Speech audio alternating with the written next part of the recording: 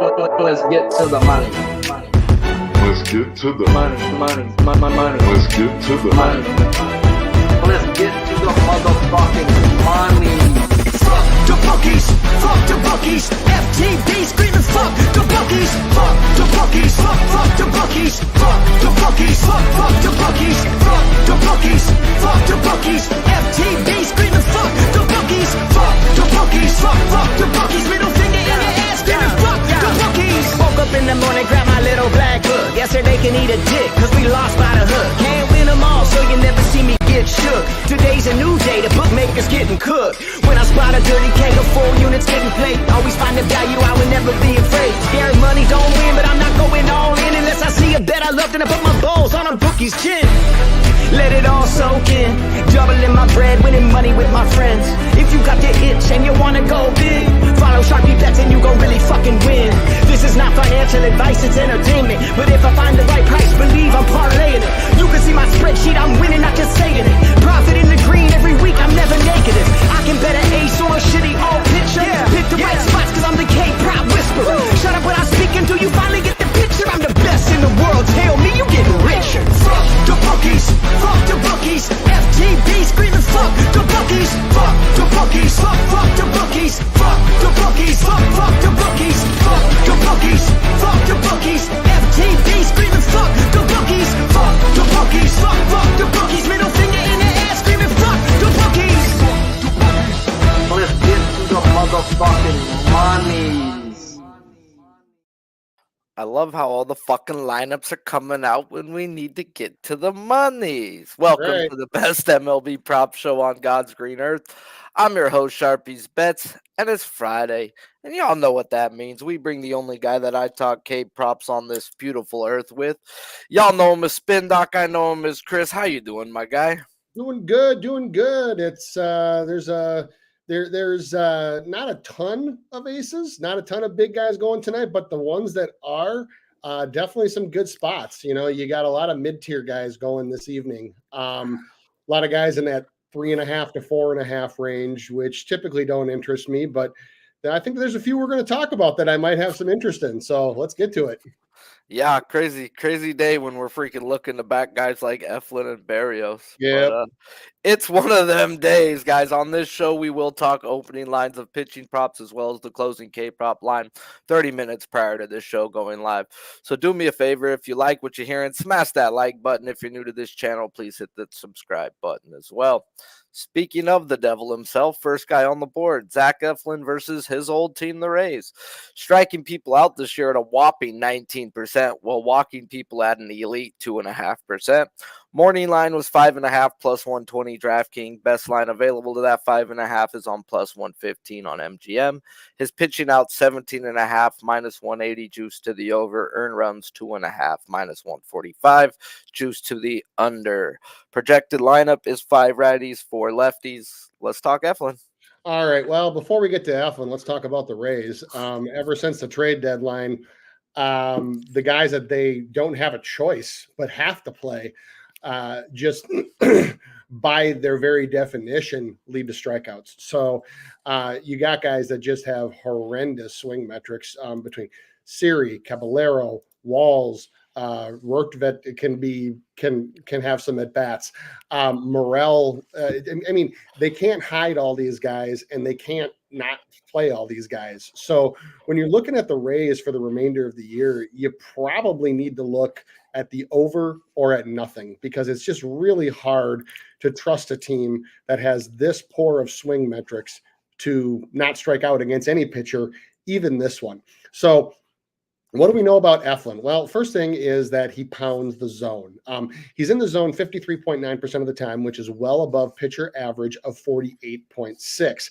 And the Rays, the one thing that the Rays have been doing is they do take a lot of early pitches. They have a low swing rate inside the zone. They have a low swing or a lower swing rate outside of the zone. But what that can lead to for a pitcher that pounds the zone is early strikes. And when you get early strikes on this team, especially lately, they're striking out nearly 40% of the time.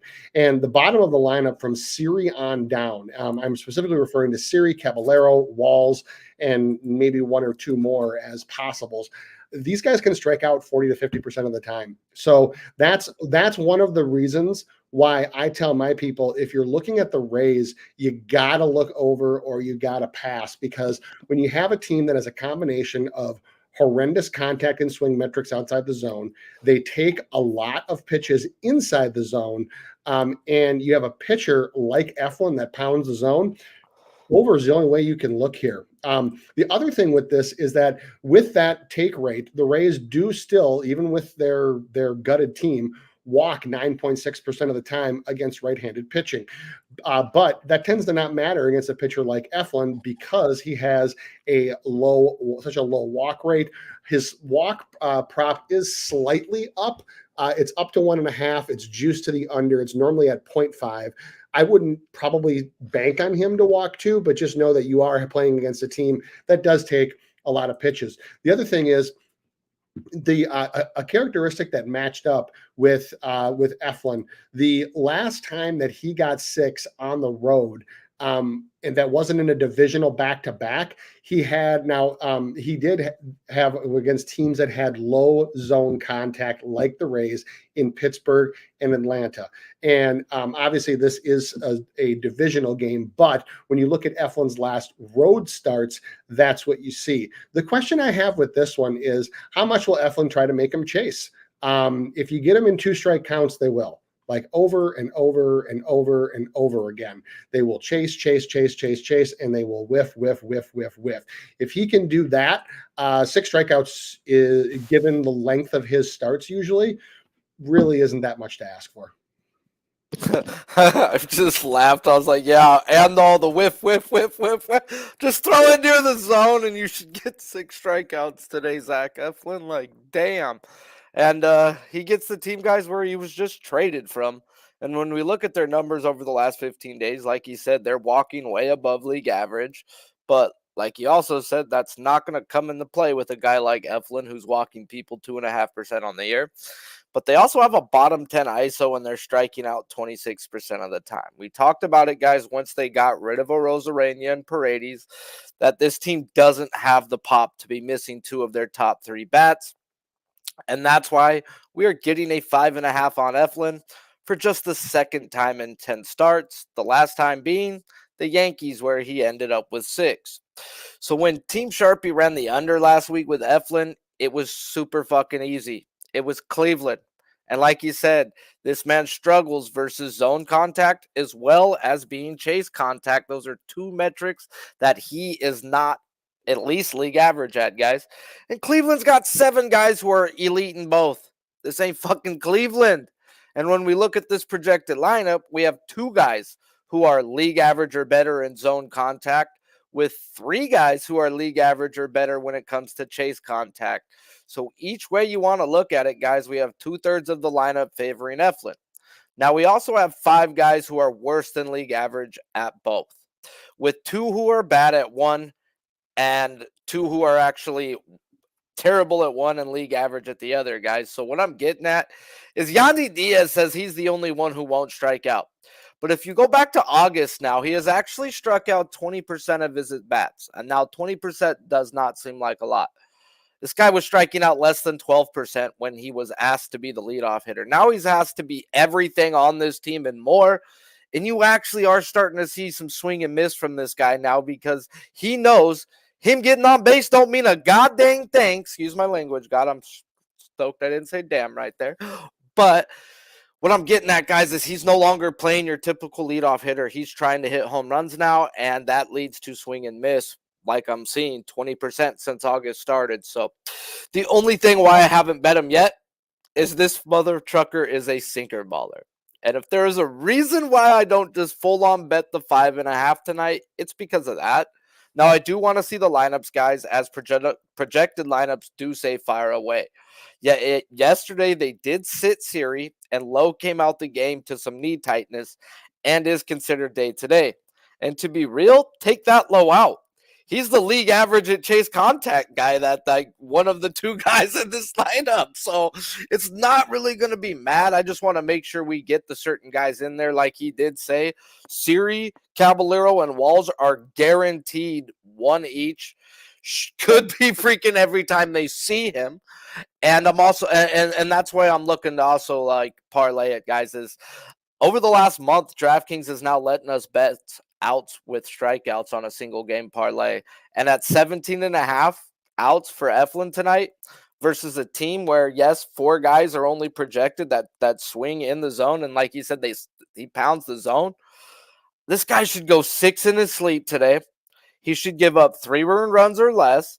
And he should have maybe his highest strikeout day of this year, guys, because he ain't had it.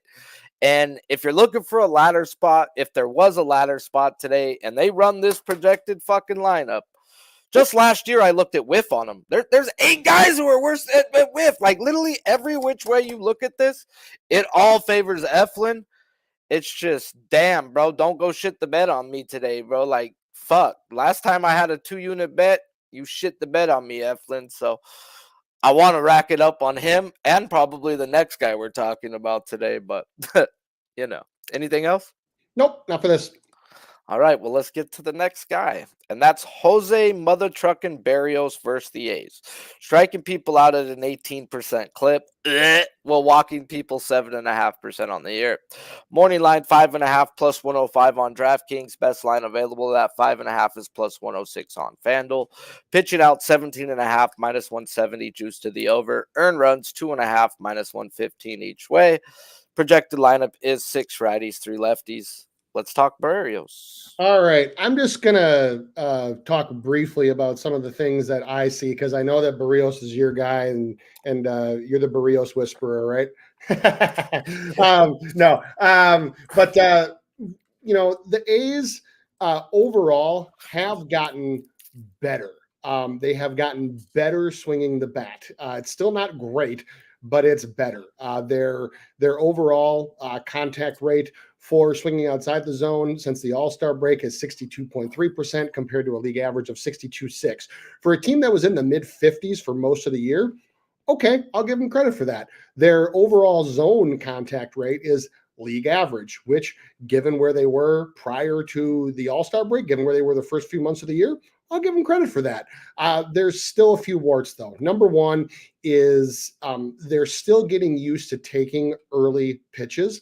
And so with that does come a very high first strike percentage. So Oakland, since the All-Star break, 65.2%, which is well above league average of 62.8.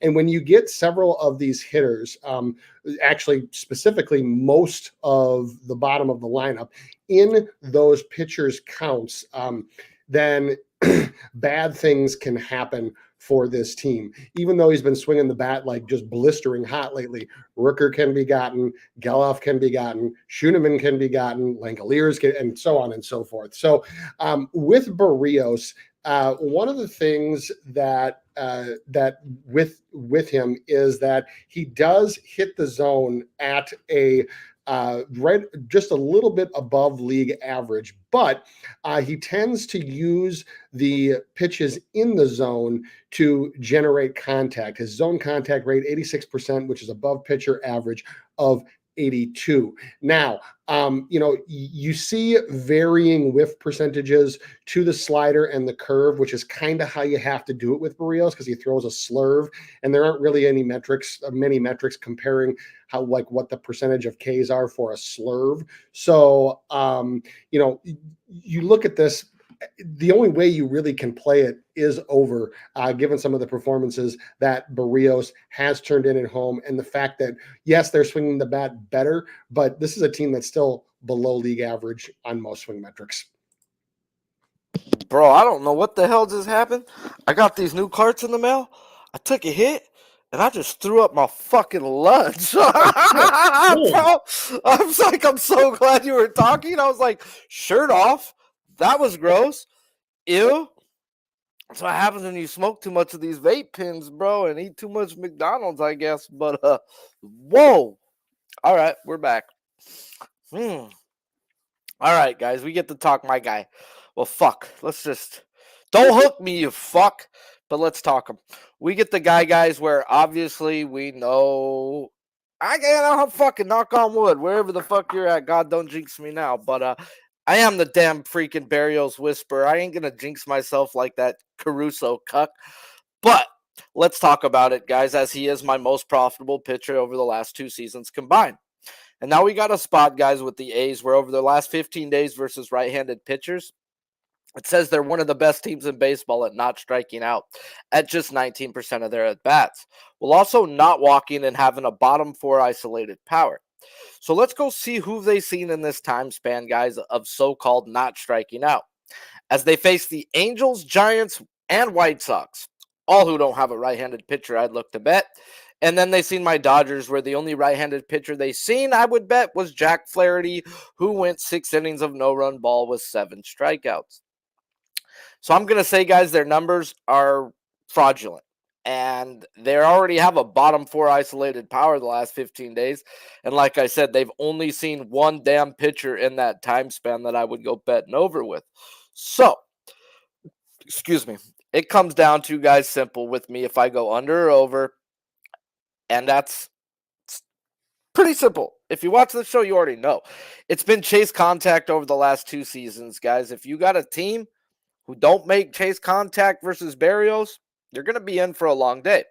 And when I run this lineup, guys, there is no way they can get better than 3 people. Right now, projected 2 people are good at chase contact in this lineup. The best they can get is 3. That's 2/3 of the lineup. That means I've got to get in. When we go back through and look at how this guy has been set this year, guys, should he be a 5.5? Fuck no. Should not be a 5.5. This team's striking out 19% of the time. And this man's only hit the over 5.5, guys, 3 of his last 10 games. But I get what the books are seeing. Now, I was hoping it came down to a 4.5. I would have doubled up. And I may double up, guys, once the lineups come out and make this a 2-unit bet. But I am on Jose Berrios over 5.5 at plus 105 for a full unit. And it's simple, guys. He has faced 4 teams in the bottom 5 this year when it comes to chase contact. He's seen Seattle twice, 6 and 10. He's seen the Rockies once where he had 7, and then the Pirates where he had 5. That's 3-1 to the over, averaging 7 strikeouts a game in that spot. Now, the issue too, now there is one thing that I do got to pay attention to, but it still favors Berrios 5-4 with 4 guys struggling in both. And that's the one team he didn't hit it versus is Pittsburgh. What does Pittsburgh do that those other 3 teams don't do? Pittsburgh don't chase, guys. Pittsburgh chase contact may be bad. Other parts may be bad. But for the most part, they don't chase. So, Oakland does have 5-4 in favor of Berrios chasing. Right now, it's 7-2 in favor of Berrios with chase contact. And the best they can get is 6-3. I'm in there like swimwear, guys. And it's Berrios day. Over 5.5 for me. Please and thank you. Do me a favor, guys. If you like what you're hearing, smash that like button. If you're new to this channel, please hit the subscribe button as well. Now let's talk about a guy that I don't got much to say about. Garret Crochet versus the Cubs. But at least the line came down to where, like, you were texting me this morning. You're like, how the fuck does he get 7 today? I'm like, should have bet that under and at least had value, I guess. But, I mean, let's talk Garret Crochet versus the Cubs. Striking people out 34% of the time, while walking people just 6.5%. Morning line was 5.5 minus 155 on MGM or 7+ on FanDuel. Best line available now is 5.5 minus 160 on FanDuel. No pitching outs. Earn runs 1.5 minus 125 to the over, where the projected lineup is 7 righties and 2 lefties. Let's talk Crochet. All right. So, on the surface, Crochet against a team like the Cubs, it might look sexy, but man, look deeper on this one. So first of all, Garret Crochet hasn't thrown more than 77 pitches in a game since July 6th. That's 4 starts now. And there's nothing in the cards or in the news or in the reports that would make you think that tonight would be any different than those days. He's also thrown 118 1/3 innings so far this season, which is easily his highest total in a single season in his whole career. His previous high last year at 54 and a third. So this dude is way above his innings, and the White Sox are way out of the playoffs. They're shutting it down, obviously. So, what are they going to do with Crochet? Well, if you look at his last 4 starts, you probably got a 75 to 80 pitch ramp or runway. The other thing was, at least up until we went on the air, there was no outs prop for him. What that tells me is then I go and couple that and I see, is there weather? There's not. So what the lack of outs tells me is that they know that he's going to be judged on pitches, not on batters faced or innings thrown, on pitches. And so it's likely that he's still got that 75 to 80 cap, and it's a hard cap, and he's out. So then you compare that with the Chicago Cubs lineup, and you see what I see in their projected is that they're probably going to have 2 what I call dead spots. And what dead spots are is when you want a guy to strike people out, those are guys that are just a backstop to it, that aren't necessarily like Luis Arraez, but are Luis Arraez-esque. And we have 2 of them here in Isaac Paredes and Nico Horner, who are projected to bat 2nd and I believe 5th. So both of those guys have 89% or higher contact in the zone. They both have 69% or higher contact outside of the zone. Both of those way above MLB average. They both have low whiff rates to Crochet's pitches. So you take 7 batters, let's just say, and you take it's probably 6.5 when you look at their projected lineup. And you're telling me that this guy's got to go, he's going to throw 75 pitches, maybe 80. He's got no outs prop, which means he's being judged on pitches. There's 2 dead spots, and you want him to get that many strikeouts?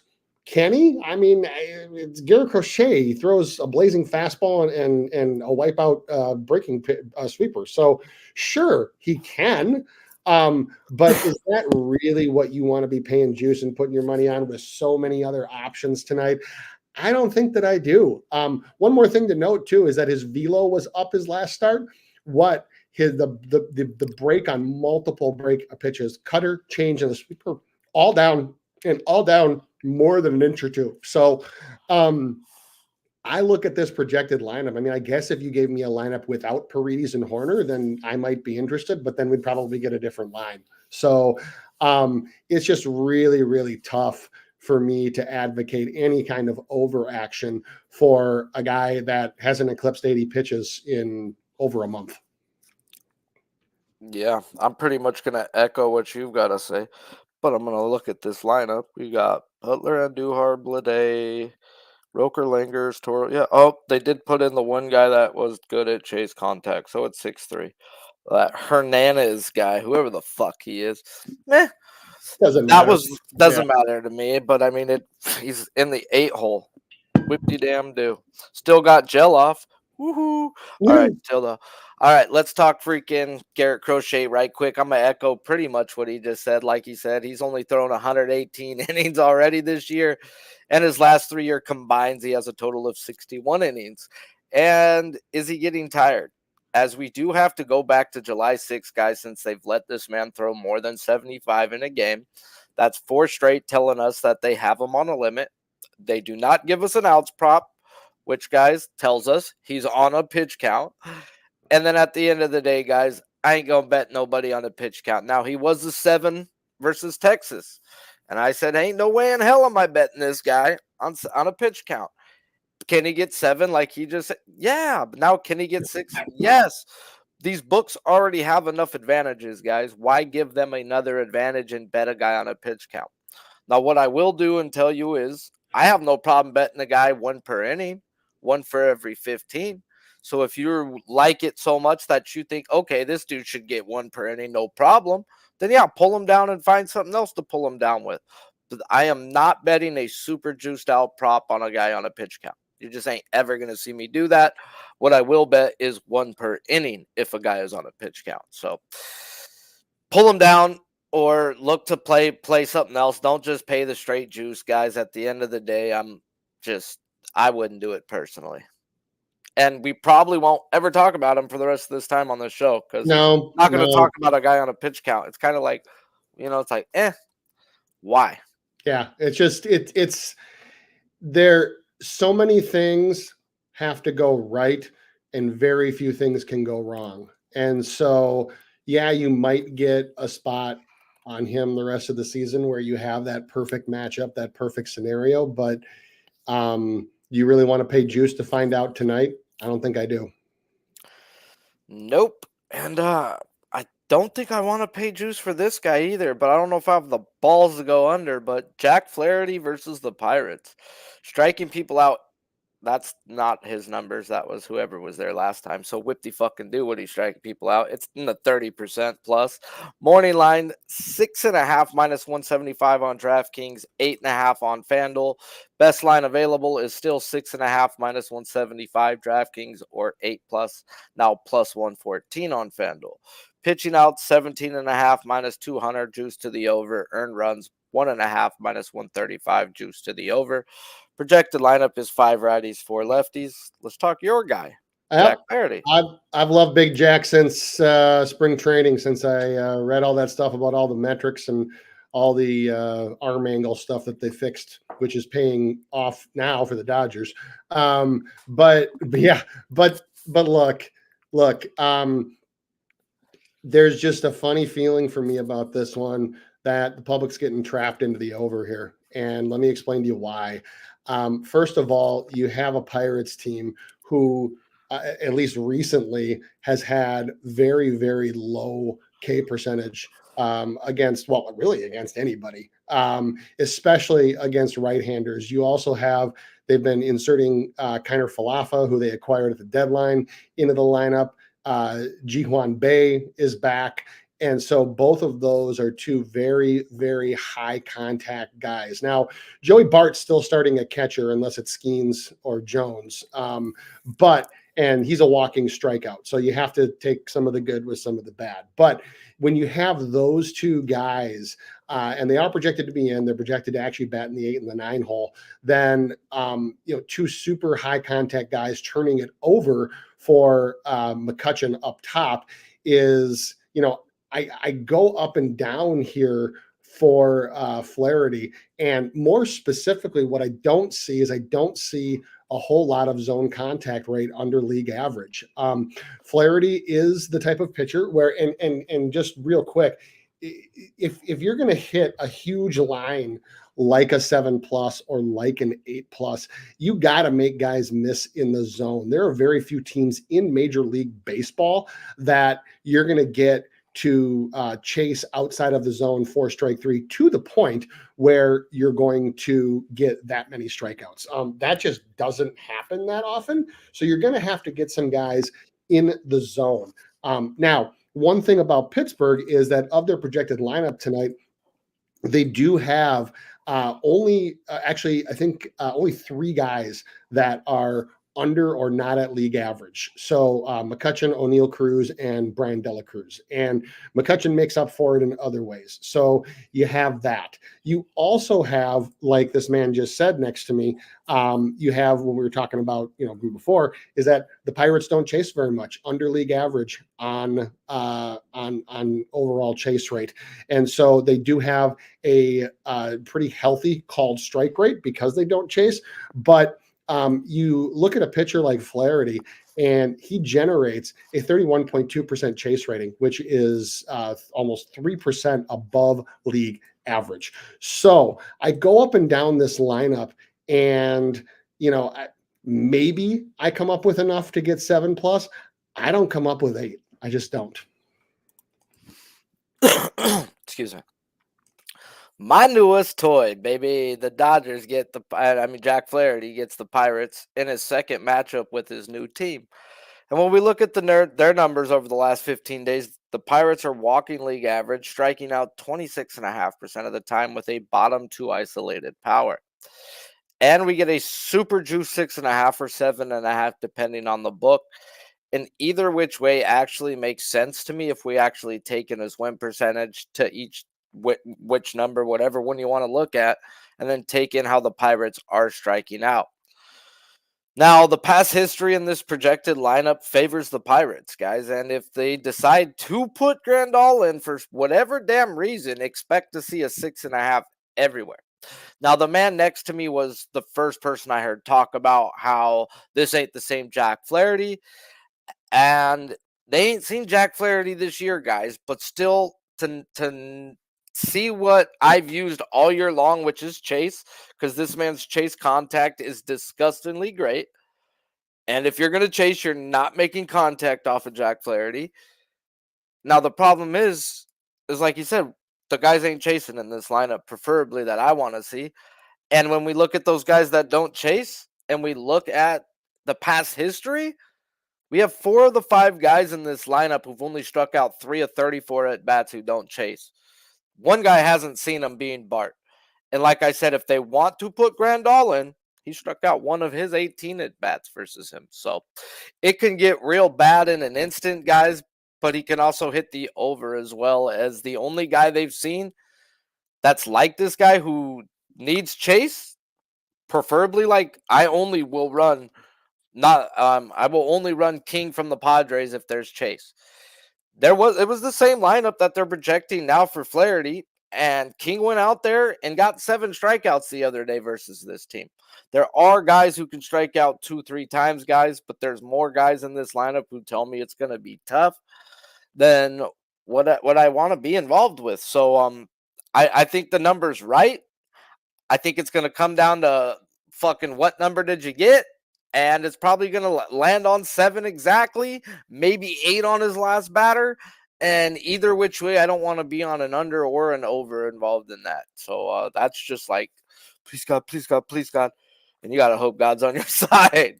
Yeah, it just there's too many things for me that that could potentially go wrong quite easily that would leave this one just short. So I will probably just be passing on it entirely, which sucks because I hate passing on my man Big Jack in home games. I really, really hate it, but I have to. Yeah, right now I'm going to too, but I see a way how, like, I didn't see how King would get 7. So if King could get 7, then Jack Flaherty can fucking get 8. So I don't want to be involved in that under, even though that's the way I lean. I mean, but leans don't pay the bills. Let's talk about the next guy, Robbie Ray versus the Tigers, striking people out 25% of the time while walking people just 3.5%. That can't be right. Fucking Robbie Ray loves to walk people, I think. Oh, no, not this year. No? Oh, good. Then that might be right. Sweet. Morning line, 6.5 plus 115 on DraftKings. Same exact line now, just on MGM. Pitching out 17.5 minus 140 juice to the over. Earn runs 1.5 minus 150 juice to the over. Projected lineup is 8 righties and 1 lefty. Let's talk Robbie Ray. All right. So there's actually some decent history. He's actually got almost 30 plate appearances against this projected lineup, and it's very top and bottom heavy. So you have Gio Urshela, who has only K'd once in 11 plate appearances, but then you have Ibanez and Vierling, who he's K'd 4 times in 7, and Javi Baez, who he's K'd 3 in 10. So there are strikeouts to be had in this lineup. Where I look for Ray is when he makes guys chase, and this is kind of a byproduct of what you were talking about, Sharpie, is that he operates outside of the zone so often that if you are going to chase, you can run into problems, especially with a team like Detroit, with 4 of 9 guys that have chase contact below league average. Several of them have chase contact way below league average. So like Ibanez is down at 49, Winseel Perez is down at 50, and then you have Malloy, who this is right, 28.6%. So if those guys are going to do any chasing at all against Robbie Ray, it could be a really, really long night. Now, overall, as a team, since the All-Star break, Tigers' chase rate is slightly below MLB average, so 30.3 compared to 32.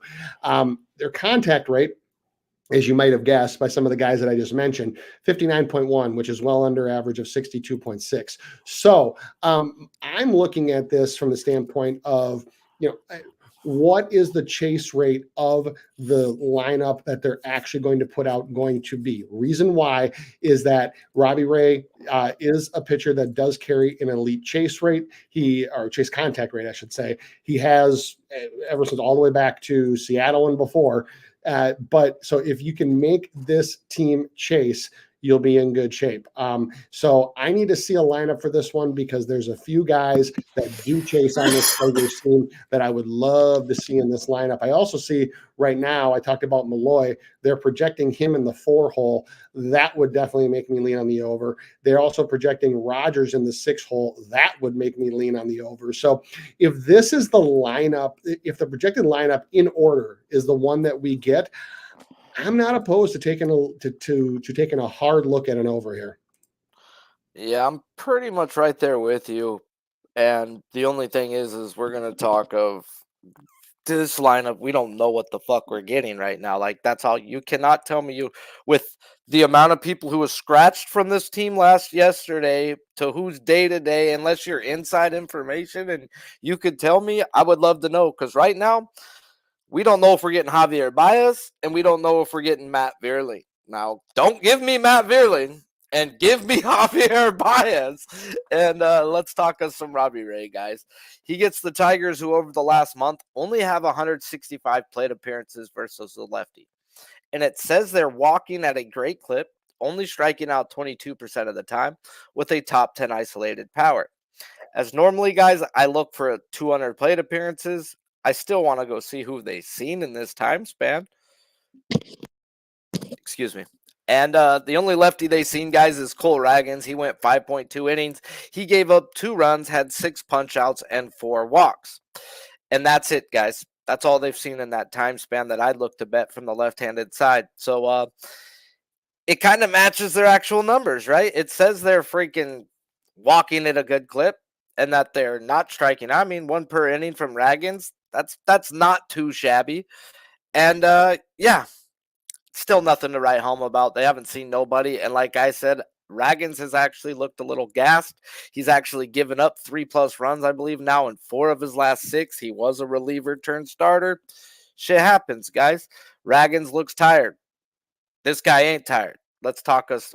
What the fuck are we going to do with Robbie Ray?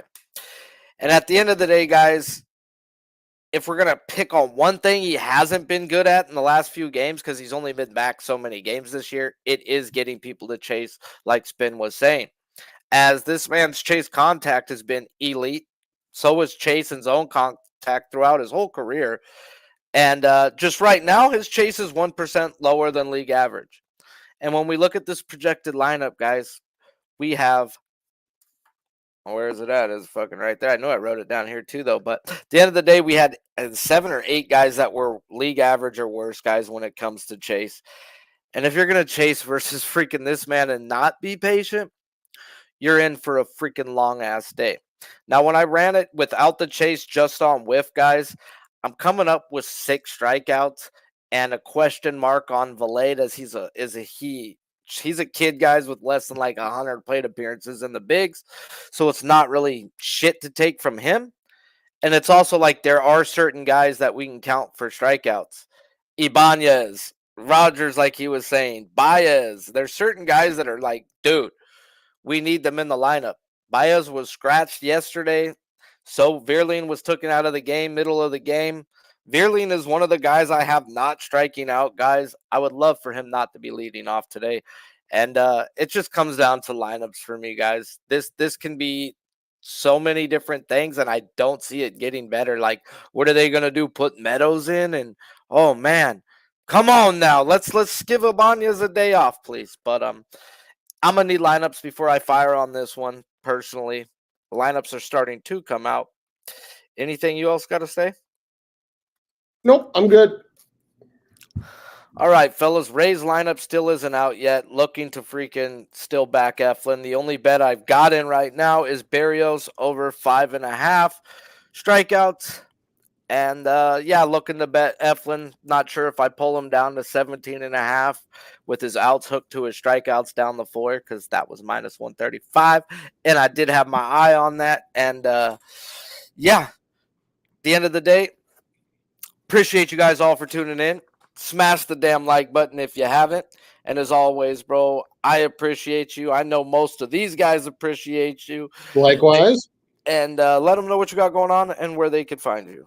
That's been Doc Sports. You can find me there. And you know, I do give out free plays 3 or 4 days a week. So tomorrow and Sunday we'll have a 4-pack of free plays for everybody. If you just pay attention to my feed, we will have it up there. Well, if you do, better be paying attention to his feed, Yeah. motherfuckers. Damn it, go follow this man if you don't. And I know most of you already do. Appreciate you guys. We are heading into the last few months of the season, guys. So let's just keep it rolling, man. And come on, Berrios, don't fucking hook me today, Let's you do bitch. it. Don't fucking let me down.